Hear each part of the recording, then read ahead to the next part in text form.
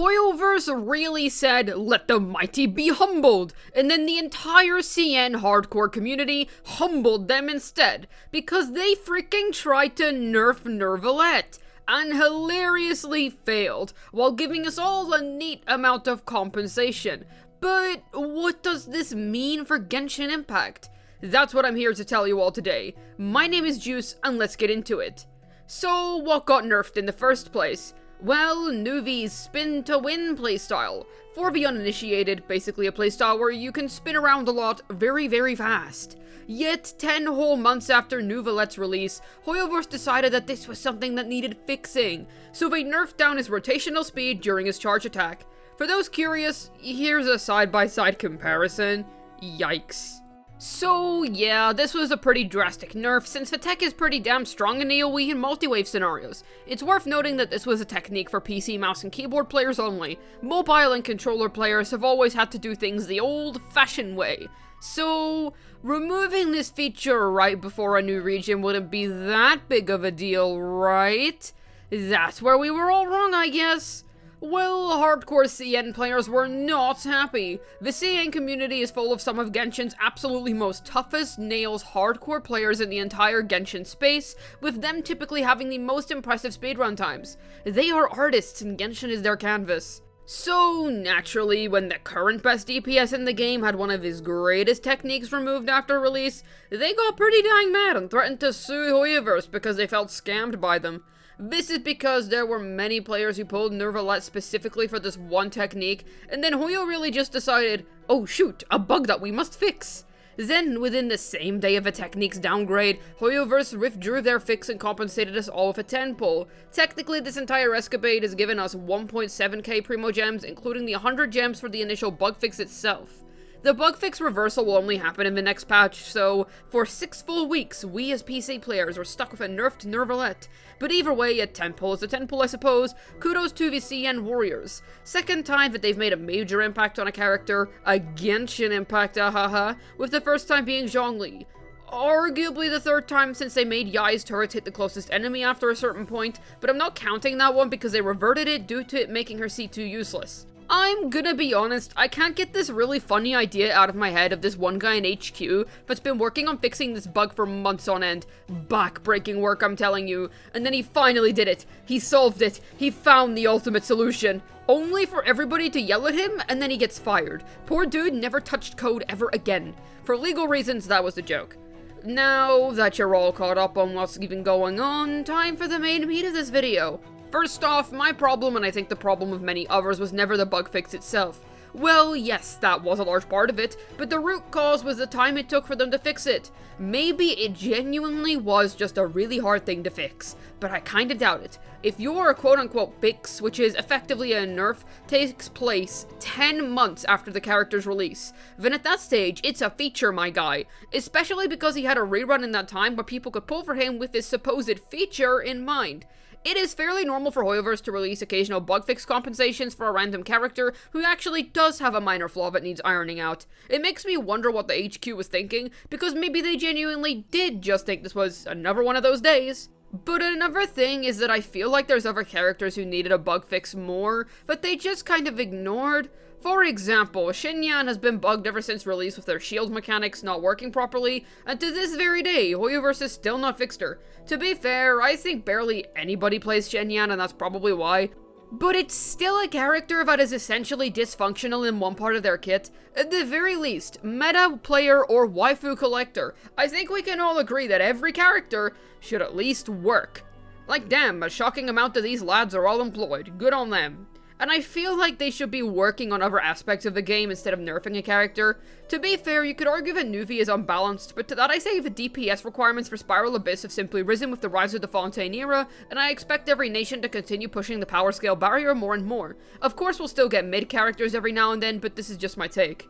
For example, trying to make Imaginarium Theater better, I've already made an entire video ranting about that, or just many of the games that were flaws that people have called out time and time again. Feels a bit random to focus on this, but like I said, we have no idea what Hoyoverse was truly thinking.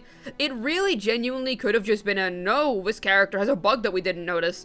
But you'd think they would notice something that broken. I think if they had said a little after Neuvillette's release that they were working on a bug fix all this time, then it would have been okay. A little disappointing that it wasn't intended, but okay. Because then people wouldn't have deliberately pulled for him with a technique in mind, and since he would have been new at the time, it would have been solid damage control, since not many people would have had a chance to pull him over a freshly discovered technique. Nerfing him right before Notlan also feels scummy. It feels even weirder that they're doing it right before Mualani, a new Hydro character that's going to be released. I doubt that they'd literally just make Neuvillette number 2 in terms of kit, and that's why they wanted to nerf him, but Hoyo probably just wants to reverse his strength indirectly without having to tamper with his scalings. I mean, they've done it before. Back after the Eternal Ayaka banner, 2.7 and 2.8's Abysses were very cryo-unfriendly, most likely to stop incentivizing freeze because so many people would have had Ayaka at that stage due to how long that banner ran, not to mention the ending of the freeze meta on the whole since they really wanted to push Dendro, which was coming up within the next few patches, or how back when Inazuma ended, precious Venti went from the king of the hill to peasant levels of power, since they wanted to promote Kazuha, an Animo who was easily the best character in the game for the entirety of Inazuma, only recently beaten out in this era by Farina. I'd say Venti's risen up to be alright nowadays though, what a good lad. But with Nervi, the problem is that Mualani is Hydro. They can't just throw a Hydro Tulpa plus a ton of Hydro Slimes in the Abyss and call it a day, since that'll go against the latest and greatest that they've been trying to sell, so their only alternative option is to go for another indirect route, which may have been this nerf. I sound really puzzled right now, but it's because I'm trying to unearth the mindset that went through when this nerf happened. The problem is that Nervi can do literally everything, so it's hard to make him totally useless. For example, part of why he's so good is that he can reach Abyss clearing levels of damage with pretty low investment, and is easily able to take on AoE scenarios of excellence while also being decent in single target. You can flex him into pretty much any scenario and he will cook you quite the scrumptious meal, with one of the key ingredients listed being the souls of your enemies. Genshin Impact is literally unable to directly nerf a character because it'd be considered false advertising. As for Nervi's future, I do think they will slowly try to phase him out in other ways. For example, they'll have one half with the Hydro Tulpa, and the other half will be extremely Mualani favored. That doesn't mean Nervi can't clear or anything, but they'll definitely try to promote their latest Hydro DPS over him. Think about it like this. Early patches Hydros always tend to be pretty decent, at least in recent times. 3.1's Nilu was very good, and 4.1's Nervi, well, we know how heralded this guy is. Shoot, if we want to take a blast to the past, Child way back in the 1.x era was honestly a really good unit because International was the best team in the game for 2 years straight before the Dendro era started challenging that. While there are better teams now, to this day the comp is still very solid. 2.x didn't really have any early Hydros, with Ayato and Yalan only releasing later on in Inazuma's life cycle. Power creep is natural, and it's fine that Nervi is going to eventually get power crept. But if this was intentional, then geez, what a scummy way to go about it. But the fact that they even made a change to Nervi in the first place makes me think that Hoyo is hyper aware of him, and they're thinking of ways to nerf his prowess. Or I could be overthinking things like an Insaniac, Maniac, Brainiac. That's also an avenue. A lot of people were also confused as to why I was saying that Mualani could potentially power creep Neuvillette. Meta characters don't have to be lore important. Huta was a meta behemoth back in the day and is still very good to this day, yet she hasn't appeared in a main Archon quest once. Yulan did eventually appear in an Archon quest and played a very interesting role, but it's not like she's the god of absolutely everything ever and will nuke 12 countries because of lore implications. Dude, freaking Bennett is just a kid who's down on his luck. The way I see it is that a lore important character will always be good, but that does not mean a non-lore important character can never be good, if that makes sense. I think in general, we just need to watch out closely since the damage ceiling is going to rise once again. I'm curious if Abyss is ever going to get to a stage where low-tier characters on free-to-play builds soon won't be able to clear by the time we get to Sneznaya. Probably not, but I presume it will be a lot more difficult compared to the 2.x era or even the 3.x era, for example. At least Hyperbloom exists. I do think they're preparing to raise this ceiling again, and that Notlan characters are going to blow our minds in terms of meta value. Every Fontaine character was really solid, even the worst ones still have a workable best-in-slot team. So watch out, Fontaine cast, because Notlan's coming for your thrones. For the record, however, I do think that Farina will still be excellent in the Notlan era. I can see her being a very decent support for Mualani's damage or doing well with Kinich in a burning team, but I digress. None of that is based on actual facts, and none of that is based on what Hoyoverse is actually planning to do with those characters synergistically, just me spitballing. I'd be shocked if they really did manage to make the Archon, who's better than everyone else in the entire game, somehow worse. New characters equals new synergies for Farina. But anyways, Though I should mention that this doesn't affect quite a large chunk of people. A lot of Genshin's player base exists on mobile devices, and while PC still has a good chunk of players, mobile definitely has more.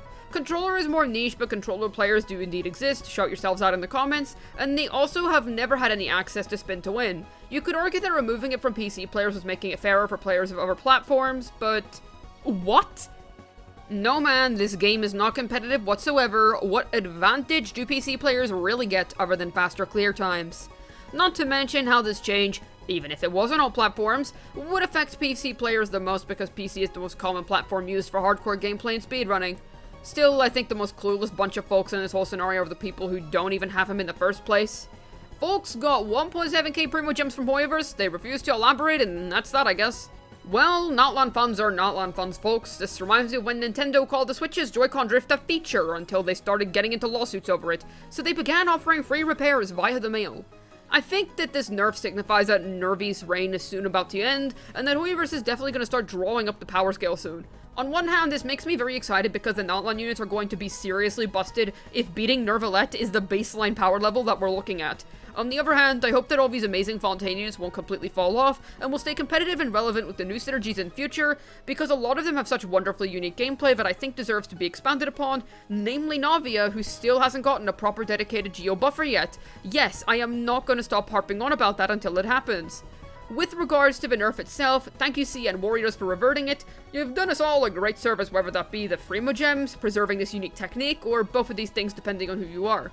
I'm gonna be watching this meta shift with bated breath. Thank you to everybody who watched through all of this. Comment down below with a cheese emoji if you actually listened to all of my yapping so that I know you did, since this was another one of those juice waffles about things kind of videos. Otherwise, I hope this was able to update you guys on the current situation. Let me know your thoughts down below, join my Discord, which will have the link in both the description and pinned comment. My Twitter will also be in both of those places, and likewise my Ko-Fi if you're interested in supporting me. Hopefully this video is able to provide you some food for thought in regards to the recent Neuvillette nerf and what this means in regards to Genshin Impact's future. This has been Juice, signing out, and no matter what, Neuvillette's peak English voice lines will never be power crept.